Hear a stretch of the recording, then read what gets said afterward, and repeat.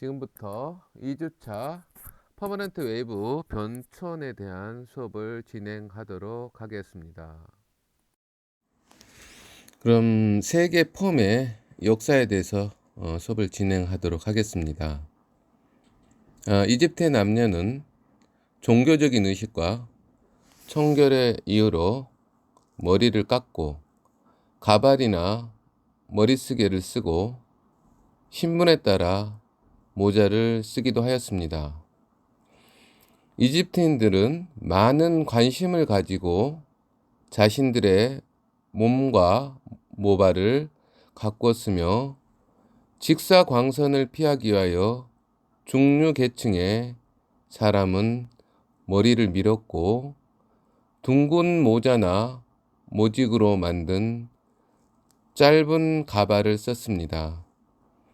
퍼머넌트 웨이브의 최초의 기원은 기원전 3000년경 고대 이집트에서 찾아볼 수 있는데요.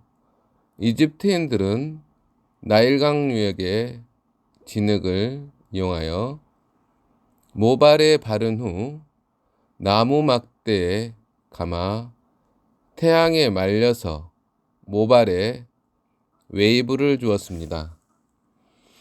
그리스 로마 시대에는 단백질의 변성을 이용한 물과 수소, 산소들을 이용하여 불에 데운 철 막대로 웨이브를 만들었으며 이와 같은 퍼머넌트 웨이브 기법이 오랫동안 지속되다가 19세기경에는 석유 램프로 열을 가하여 모발에 웨이브를 만들게 되었습니다. 그러나 오늘날의 퍼머넌트 웨이브가 실용화된 것은 20세기부터인데요. 1872년 프랑스의 마르셀 그라또가 아이롱을 이용하여 웨이브를 만들었습니다. 이는 일시적으로 형성된 웨이브로서 머리를 감거나 수증기의 접촉에 의해 웨이브가 오래 유지되지 않는 결점이 있었습니다. 그 후 1905년 영국 런던 사교계의 유명한 미용사였던 찰스 네슬러가 웨이브를 장기간 형성, 유지시킬 수 있는 방법에 많은 관심을 갖던 중 우연히 붕사와 같은 알칼리제가 모발에 화학 반응을 일으켜 퍼머넌트 웨이브를 영구적으로 지속하는 데 효과가 있다는 것을 발견하였습니다. 알칼리제 웨이브 성의 수용액으로 적심 모발을 막대에 감고 이것에 열을 가하여 퍼머넌트 웨이브를 형성하는 데 성공하였는데 이것이 알칼리와 열을 이용한 히트 웨이브로서 두피에서 말기 시작하여 모발 끝으로 말아가는 스파이럴 와인딩 방법으로 긴 머리에만 시술이 가능하였습니다. 이후 모발 끝에서 두피로 말아 들어가는 크로크놀식 와인딩 방법이 1925년 조셉 메이어에 의해 고안되면서 짧은 머리에도 퍼머넌트 웨이브를 시술할 수 있게 되었습니다. 이후 네슬러가 사용한 퍼머넌트 웨이브 약품과 기구에 대해서 많은 연구가 거듭되어 1920년부터 퍼머넌트 웨이브가 급격히 유행하였고 1930년대에는 전기를 사용하지 않은 가열 방식으로 약품의 화학 반응에 의해서 얻어지는 반응열을 이용한 머신리스 퍼머넌트 웨이브가 고안되어 위험한 가열 기구를 사용하는 번거로움이 해소되어 세계적으로 널리 보급되었습니다. 열을 가하지 않고 퍼머넌트 웨이브를 형성시킬 수 있는 약품의 개발이 계속적으로 개발됨에 따라 1936년 영국의 리도 대학 교수인 스픽크먼에 의해 아황산수소 나트륨을 이용한 실온 40도 정도의 온도에서 퍼머넌트 웨이브를 얻을 수 있음이 발견되었으며, 과거 웨이브를 얻기 위해 105에서 110도씨 정도의 높은 온도를 사용했던 것에 비해 실온으로 퍼머넌트 웨이브를 얻을 수 있다는 의미에서 콜드라는 명칭으로 불려 콜드 퍼머넌트 웨이브제라고 하였습니다. 그 후 케라틴의 화학 구조가 해명되면서 시스틴 결합을 절단하는 연구가 계속되었고, 고르르라는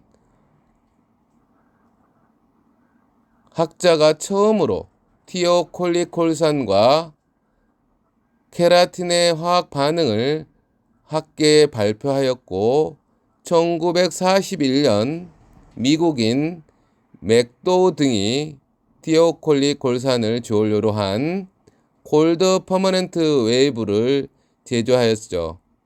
많은 연구자들이 실온에서 모발의 시스틴 결합을 절단할 수 있는 약품에 대해 연구를 계속한 결과 1997년 미국의 PDA에 의해 티오콜리콜산의 제조 방법이 비교적 간단하면서 무해하고 냄새가 적으며 효과적인 웨이브를 얻는 데 적당하다는 것을 인증받아 1950년 이후부터 완전히 콜드 퍼머넌트 웨이브제가 대중화되어 현재에 이르고 있습니다. 지금부터는 한국 펌의 역사에 대해서 알아보도록 하겠습니다.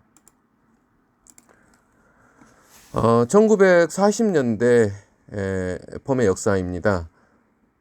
1945년 광복 이후에 서양 문명이 들어와서 미용에 대한 의식도 급격히 변화되었죠.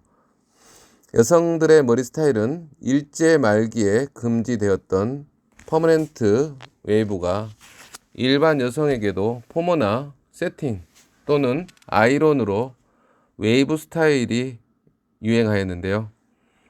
유행의 선도자는 영화배우, 특수 직업에 종사하는 여인들 사이에 링고 스타일이 유행하였고, 이 헤어스타일의 형태는 이마, 앞머리를 짧게 잘라 위로 향하게 둥글게 말아서 부린 것으로 머리 윗부분에 웨이브가 있는 형태로 일제시대부터 광복 후까지 지속적으로 한복과 양장에 모두 어울리는 헤어스타일 주류를 이루었습니다.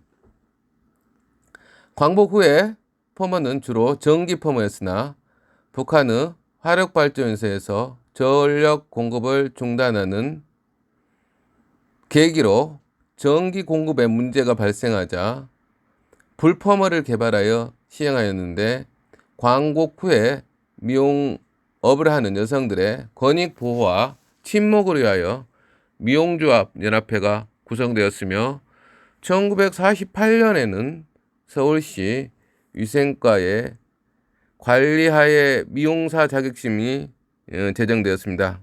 그 후부터 오늘날 이르기까지 미용사 시험에 합격증이 있어야만이 미용실 개설의 자격이 주어집니다. 그래서 1948년에 미용사 시험이 시작된다는 것은 여러분이 기억하고 있어야 될 부분입니다. 두 번째 1950년대에 대해서 알아보겠습니다. 1950년대는 우리가 한국전쟁을 겪은 해였죠. 유엔군이 주둔하고 서양의 잡지, 영화가 유입된 등 서양의 문물이 여러 경로를 통하여 유입되어 서양식의 패션을 일반 여성들도 쉽게 접할 수 있게 되었고, 특히 서양 영화에 등장하는 배우들의 의상, 머리 모양, 화장 등의 패션은 유행에 많은 영향을 주게 되었습니다. 배우들의 머리 모양은 우리나라 여성들의 머리 모양을 다양화시키고 새로운 유행을 전파시켰죠. 뒷머리가 짧은 오드리 헵번 짧은 쇼트 스타일과 스잔 웨이워드, 리타 헤이워드의 긴 머리, 긴 머리 스타일이 많이 모방되어 여성들은 여전히 아이론으로 단발형의 앞마름과 바깥마름을 선호하였습니다. 머리 모양은 점점 더 다양화되었는데 더크테일형의 머리도 동양적 실루엣이 감돈다는 이유로 환영받았으며, 이것은 옆머리가 위로 치켜지며 뒤 중앙에 오리꼬양 모양으로 올라가는 형태인데요. 1955년에는 말꼬리 모양의 머리인 포니테일 스타일의 긴 머리가 젊은 층에 유행되었으며, 1956년에는 S행의 웨이브를 만들어 귀를 덮고 볼륨을 주는 스타일링, 로맨스 스타일이 인기가 있었습니다. 그 밖에 보이 스타일, 스완라인 등 다양한 머리형이 등장하였는데, 1950년대에는 미용실의 증가로 인하여 퍼머머리와 고데기로 생머리에 굵은 웨이브를 주어 손질하는 등 머리 모양이 일반화되었습니다. 머리 형태를 전반적으로 살펴보면 광복 이후에는 젊은 여성들 사이에 어깨 정도 길이의 긴 머리가 유행을 했고, 50년대 후반에는 올수록 점차 짧은 머리 여성들이 늘어나죠. 또한 이제 한복이나 양장에 올린 머리를 주로 하였던 시기입니다. 1960년대 헤어스타일은 초기에는 앞과 양옆에 볼륨을 주는 바가 스타일이 유행을 했으며, 중반에는 동양인의 커다란 머리 크기와 뒤통수가 납작한 단점을 보완하여 부분 가발이 유행하였고, 후반에는 젊은 시절 가수 윤복희의 대표적인 머리 형태를 알려져 있는 상고단발, 즉 뒷부분을 둥글게 단차를 둔 머리 모양이 유행하게 되었죠. 고전적인 모습의 올린 머리와 고데기를 사용하여 머리 형태를 살리고 장식적인 컬을 만들기도 하였던 시기입니다. 1970년대 헤어스타일은 초반에는 커트의 붐이 절정을 이루었던 시기죠. 내추럴 경향을 바탕으로 여성의 진정한 개성화를 추구하게 되면서 여성들의 머리 모양은 얼굴형에 따른 디자인 커트와 크로이나 퍼머 스타일이 유행하게 되었고, 유행한 커트는 쇠기 커트라 그러죠. 일명 거지 커트. 쇠기의 뜻은 거칠다 이런 뜻입니다. 원래 말뜻과는 달리 아주 섬세하며 어느 쪽을 들추더라도 직선적이며 머리끝이 가지런한 것이 특징입니다. 퍼머 스타일도 바디 퍼머가 유행되었는데, 이는 자연스러운 웨이브와 간편한 손질을 특징으로 하는 머리였죠. 바디 퍼머의 유행은 여성들의 사회 진출을 인하여 시간 전략이 요구되었기 때문에 1970년대 중반부터 80년대까지는 머쉬룸, 버섯 모양이죠. 버섯 모양이 유행되었고, 형태에 있어서는 기능성과 여성다움을 잃지 않는 미적 측면을 동시에 만족시켜주어 오랜 기간 걸쳐서 여인들에게 애용되었던 스타일이 머쉬룸 스타일입니다. 70년대 후반에는 불균형적으로 정돈되지 않은 듯한 머리 모양이 등장하기 시작했습니다.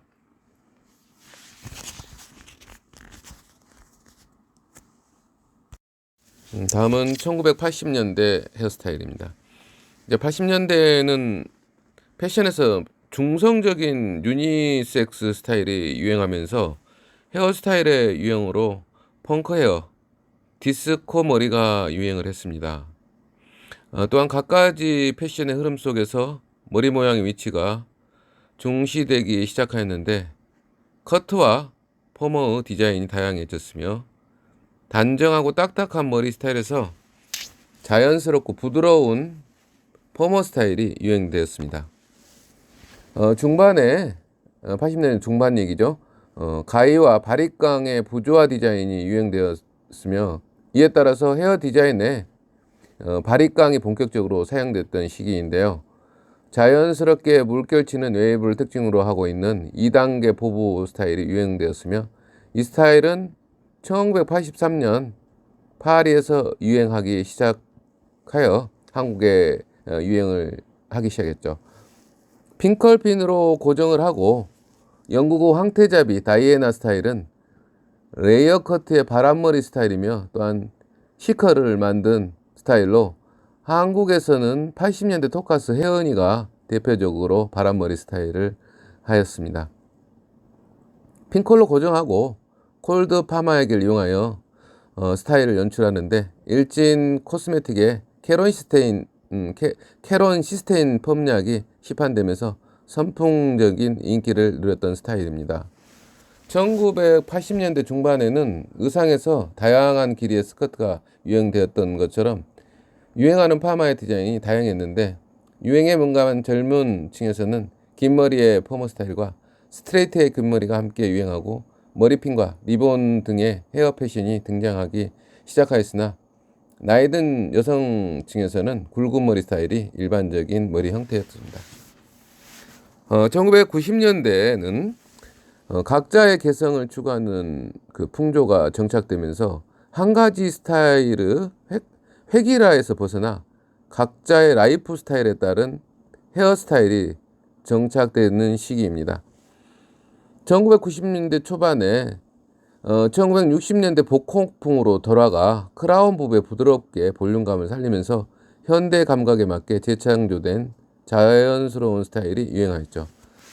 그리고 1991년 미용 해보지에 소개된 유행 헤어스타일 경향을 보면 헤어 커트의 형태가 주로 레저를 사용하여 기존의 수치는 가위를 사용했을 때와 달리 위쪽은 약간 볼륨이 생기고 아래쪽은 자연스럽게 좁혀진 특징을 지니고 있음을 알 수 있습니다.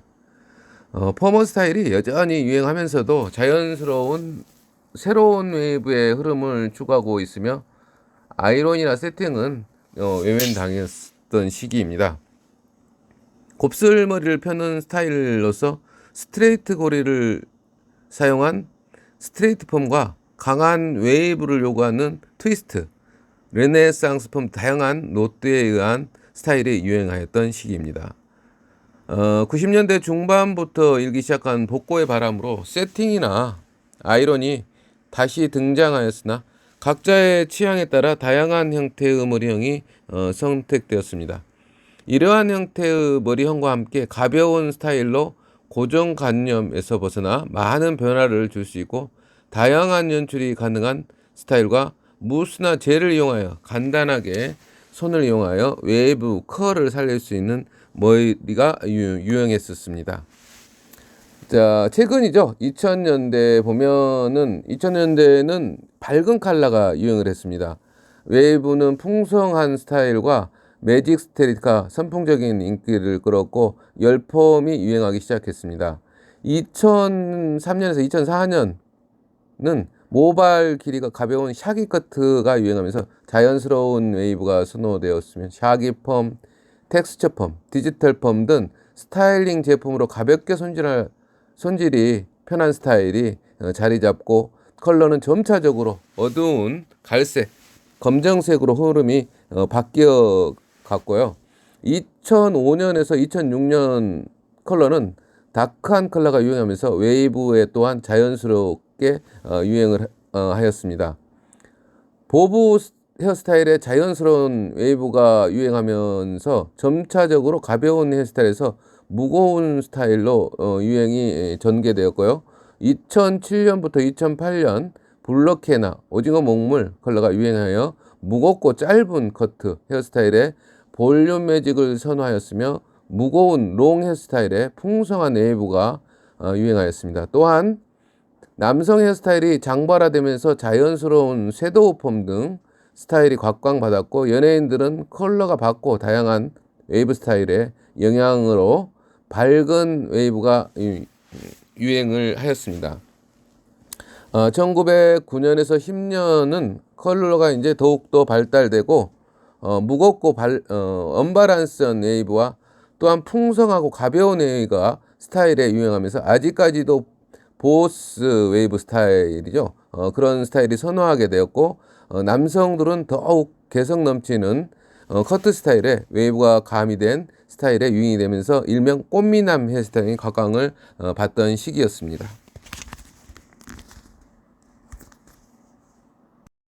자, 지금까지 제2장 헤어스타일의 역사, 펌의 역사에 대해서 알아봤고요.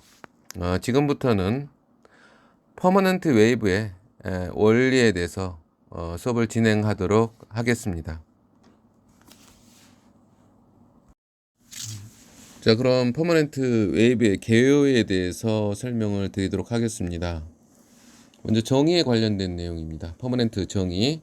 자, 퍼머넌트라는 얘기는 영구적이다. 웨이브는 물결이다. 그러면 이 두 단어를 합치면 물결 모양이죠. 물결 모양은 그러니까 웨이브를 영구적으로 가게 한다. 물리적, 화학적 방법을 가해서 본래의 헤어 구조와 성질을 단백질을 변형시켜 오래 지속되는 웨이브로 만들어주는 것을 그것을 퍼머넌트라고 하죠. 굵은 모발에 스템을 설정하여 손질하기 쉽게 변형시키거나 가는 모발을 볼륨을 주어서 머리숱이 많아 보이게 하고 곱슬머리를 직모로 펴서 찰랑거리게 하는 등 헤어스타일을 변화시켜 인상을 부드럽게 또는 풍성하게 변화시키는 게 퍼머넌트 웨이브입니다. 그 퍼머넌트 웨이브의 가장 중요한 역할 중에 하나는 커트를 보완시키는 작업이라고 할 수 있습니다. 자, 두 번째 퍼머넌트 웨이브 목적을 보면 헤어스타일을 원하는 스타일로 바꾸고 모발에 웨이브를 주고 모발의 재질을 변화시켜 볼륨을 주고 머리 후에 머리 스타일을 손질하기 좋게 위함이 목적이겠죠. 세 번째 퍼머넌트 웨이브에 중요한 3요소가 있는데 그 중에 첫 번째는 모질입니다.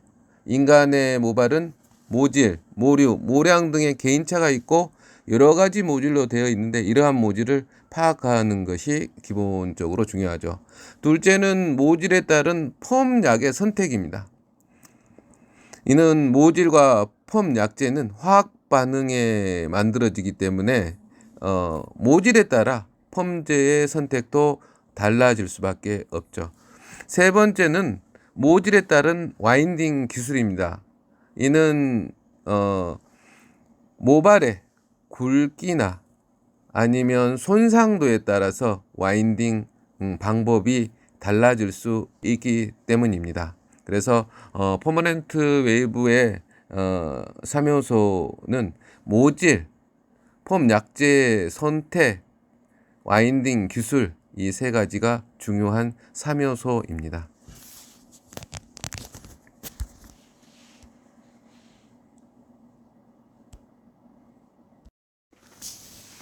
자, 다음은 퍼머넌트 웨이브제의 원리입니다. 자, 먼저 산화, 환원에 대한 얘기가 나옵니다.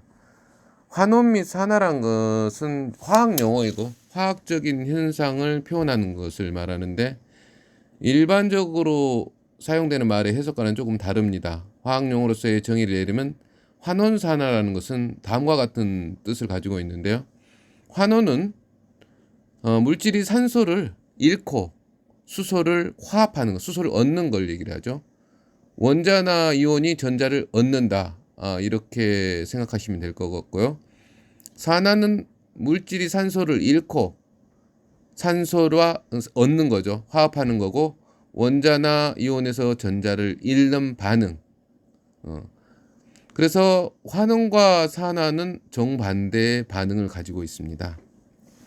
저 자세히 보면요. 퍼먼트 웨이브 제1제 환원 작용을 보면, 먼저 퍼머넌트 웨이브 중에 일제는 환원제에서 티오콜리콜산과 암모늄이 주원료인 알카리성을 띤 제품으로 알카리성분에 의해 모발을 팽륜 연화시키고, 티오글리콜산은 모발의 시팅 결합을 환원시켜 절탄시키는 작용을 합니다. 이게 환원작용이죠. 자, 두 번째 산화작용은 일제에서 환원돼 절단된 시스틴 결합을 산화시켜서 재결합시키는 작용을 얘기합니다. 그래서 산화와 환원이 돼 있는 모발을 다시 웨이브가 만들어지면 산화를 통해서 고정시킨다. 이렇게 이해하면 될 것 같습니다. 다음은 퍼머넌트 웨이브제의 화학적 결합에 대한 내용입니다. 모발 내에 많은 화학적 결합이 존재하는데요. 이들은 이제 모발의 물리적 화학적 특성을 나타내는 네 가지 중요한 결합이 있는데, 크게 둘로 나누면 가로 결합과 세로 결합으로 나눌 수 있습니다. 첫 번째 가로 결합은 황결합 또는 이제 시스템 결합, 이온 결합, 이 결합은 염결합이라고도 하죠. 그리고 수소결합, 황결합, 이온결합, 수소결합은 가로결합이고, 나머지 세로결합은 펩티드 결합으로 이루어져 있습니다.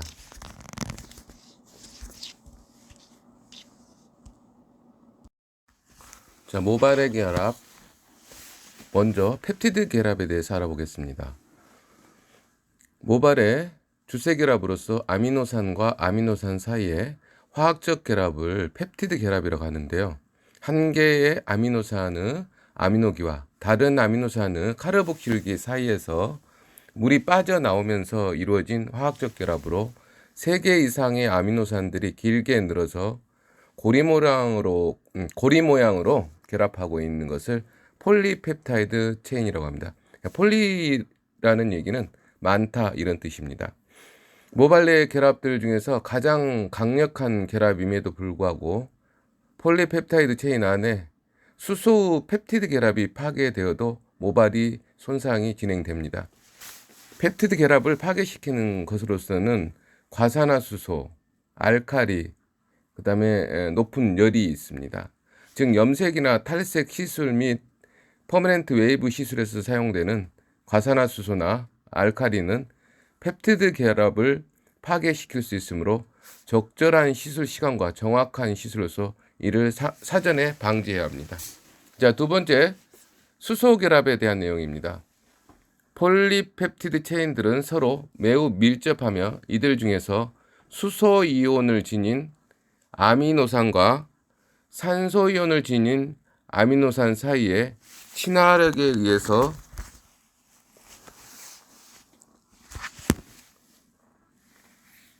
결합되어 있는데요. 그러므로 수소 결합은 폴리펩티드 체인들 사이에도 발견되고 나선으로 꼬여있는 하나의 폴리펩티드 체인 내에서 발견됩니다. 즉 수소 결합은 주세 결합에도 측세 결합에도 발견되어진다는 얘기입니다. 하나의 수소 결합은 매우 약한 결합이나 측세 결합 중에서 가장 많아서 모발의 상태를 유지하려는 힘의 중요한 부분을 차지하고 있습니다. 수소 결합은 물이나 물리적 힘에 의해 쉽게 파괴가 되며 물이 증발되거나 물리적 힘을 제거할 때 다시 결합됩니다. 자, 수소 결합은 미용시설에서 이용하는 범위는 이렇습니다. 수소 결합이 물과 물리적인 힘의 파괴, 재결합되는 특성을 이용한 미용 시술에는 그 드라이 및 세팅이 여기에 속합니다. 모발에 수소를 가하여 수소 결합을 파괴시키고 적당한 힘을 주어 원하는 모양으로 모발을 당겨 놓은 상태에서 열을 가하게 되면 늘어진 상태에서 수분이 증발되어 근처에 있는 수소와 산소가 결합되는 것이죠. 결과적으로 원하는 형태에서 재결합된 수소 결합으로 인해 드라이나 세팅의 컬을 완성하게 되는데, 다시 이제 이 모발이 수분을 가하여 수소 결합을 파괴시키게 되면 모발은 다시 원래의 모양으로 되돌아가 수분이 건조되면서 수소 결합이 재결합된다는 얘기입니다. 자, 세 번째 황결합, 시스텐 결합이라고도 하죠. 주세 결합된 폴리펩타이드 체인들 사이에서 측세 결합 등들 중에서 가장 강력한 결합입니다. 아미노산은 장기 중에 황을 가지고 있는 시스틴 사이의 결합이죠. 다시 말해서 한 폴리펩타이드 체인 안에 포함되어 있는 시스틴의 황이온이 반대쪽에 있는 다른 폴리펩타이드 체인의 시스틴이 황이온과 화학적으로 결합하는 것을 말합니다. 그래서 황이온 사이의 결합이라고 하여 황결합이라고도 불리며, 황이온을 가진 아미노산인 시스틴 사이의 결합이므로 시스틴 결합이라고도 불립니다. 자, 황결합은 단일 결합에서 가장 강력한 결합을 지니고 있으나 특정한 이제 화학 물질의 결합이 파괴되기도 하는데, 이 특성을 이용하시 퍼머넌트 웨이브 시술이죠. 자, 네 번째 이온 결합에 대한 얘기입니다. 이온 결합은 염결합이라고도 합니다. 이온 결합은 이야기에서는 막대 자석에서 빨간색으로 칠해진 양극 부분과 파란색으로 칠해진 음극 부분이 있는데, 이 두 개의 막대 자석을 같은 극끼리 맞대어 놓았을 때 자석들은 서로 밀치는 힘을 지니게 되죠. 반면에 반대의 극끼리를 맞대었을 때는 서로 결합하는 힘을 가지게 됩니다. 이와 같은 원리에서 폴리펩타이드 내에 아미노산 중에서 음극을 띤 화학기와 양극을 띤 화학기 사이에 정전기적 결합이 이온 결합이다. 이온 결합은 자석에서 보았듯이 크게 강렬한 결합은 아니지만 많은 수의 이온 결합이 모발 내에 존재함으로써 강력한 힘을 지니고 있습니다. 이온 결합을 염결합이라고 부르는 이유는 양극의 나트륨 Na, 음극의 염소가 이온 결합을 하여 소금으로 만들어지죠. 이러한 방식으로 결합한다고 해서 염결합이라고 하죠. 그래서 NaCl로 결합돼서 소금으로 만들어지는 그런 결합이다, 이렇게 생각하시면 될 것 같습니다. 이온 결합은 pH 영향을 받아 그 전하가 바뀌는데, 알칼리에서는 양극을 띠는 아미노산의 화학기가 음극으로 바뀌면서 양극으로 결합되는 이온 결합이 음극으로 되어서 서로 밀치는 힘이 생기게 되는데요. 이것이 이제 이온 결합에서 파괴되면서 산성에서 이와 반대로 양극과 양극의 형태로 이온 결합이 파괴되는 것입니다. 자, 이상 그 결합, 모발의 결합 네 가지에 대해서 얘기를 했습니다. 자, 그럼 퍼머넌트 웨이브 구성 성분에 대해서 알아보도록 하겠습니다. 퍼머넌트 웨이브제는 일제와 이제로 구성되어 있습니다. 자, 일제는 우리가 흔히 환원제라 그러죠. 환원제. 이제는 우리가 산화제라고 합니다. 그럼 먼저 환원제에 대해서 알아보겠는데요. 가장 많이 쓰는 환원제는 티오콜리콜산과 시스테인을 가장 많이 쓰고 있습니다. 티오콜리콜산을 보면 농도가 한 5.0 정도 되고, 시스테인은 한 5.5% 정도를 사용하고 있죠. 티오콜리콜산 의 모발 팽륜도나 시스테인의 팽륜도를 보면 티오콜리콜산이 한 70%, 시스테인이 58%. 그래서 팽륜, 그러니까 강하다는 얘기죠. 그래서 모발에 좀 강한 모발, 그러니까 아주 정상된 모발에는 티오콜리콜산을 많이 쓰고 있고, 시스테인은 손상된 모발에 많이 쓰고 있습니다. 그래서 티오콜리콜산과 시스테인의 장단점을 좀 비교해 보면, 티오콜리콜산은 조금 경제적입니다. 쌉니다. 하지만 시스테인은 좀 비교적 비싸다. 그리고 티오콜리콜산은 강한 모발에도 우수한 그 환원력을 가지고 있습니다. 하지만 시스테인은 강한 모발에 적당하지 않고 손상된 모발에 적당합니다. 그래서 손상된 모발에는 시스테인을 사용하게 되고, 또 시스테인은 이제 장점이 비교적 냄새가 적고, 그다음에 자연스러운 컬을 형성하고 피부 자극이 적다는 게 장점입니다. 티오콜사는 그 환원력이 우수한 대신에 모발 손상이 좀 비교적 많다는 것이 단점이죠. 자, 두 번째 보조제에 대해서 알아보겠는데요. pH 조정제, 보조제는 우리가 암모니아 타입의 알칼리성을 퍼머넌트 웨이브제와 아민 타입의 알칼리성 퍼머넌트 웨이브제를 사용하고 있습니다. 또 첨가제로는 침투제는 이제 계면활성제를 첨가하고요. 수분제는 글리세린이나 논글리세린, 프로펠렌 글리콜 등이 첨가제로 사용하고요. 유화제, 그다음에 유지 왁스 이런 것들을 성분을 추가합니다. 그다음에 유성 성분, 착색제, 향료 그 외의 원료들을 우리가 첨가제로 사용하고 있습니다. 자, 다음은 산화제에 대한 그 설명을 드리겠습니다. 산화제는 두 가지를 많이 사용하는데요. 브롬산 나트륨, 우리가 치소산 나트륨이라고도 합니다.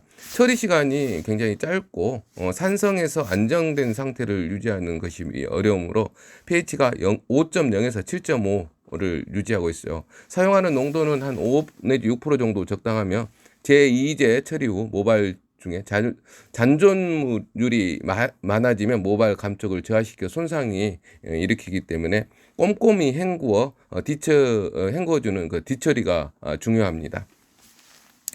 특히 시스테인 퍼머넌트 산화제로는 브롬산 나트륨, 치소산 나트륨만 사용하는 것이 좋습니다.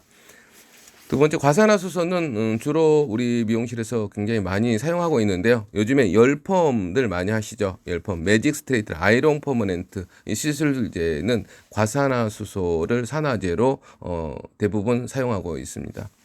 오늘 이것으로 해서 퍼머넌트 웨이브제의 수업을 마치도록 하겠습니다. 수고 많으셨습니다.